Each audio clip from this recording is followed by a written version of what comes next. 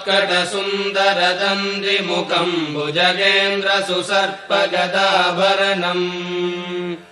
गजनीलगजेन्द्रगणाधिपतिम् प्रणतोऽस्मि विनायकहस्तिमुखम्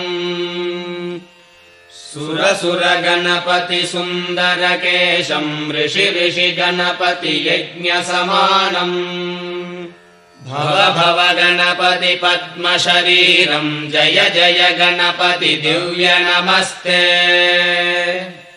गजमुखवक्त्रम् गिरिजापुत्रम् गणगुणमित्रम् गणपतिमीशप्रियम् करधृतपरशुम् गङ्गणपाणिम् कपलितपद्मरुचिम् सुरपतिवन्द्यम् सुन्दरनृत्तम् सुरचितमणिमकुटम् प्रणमत देहम् प्रकटितकालम् षड्गिरिता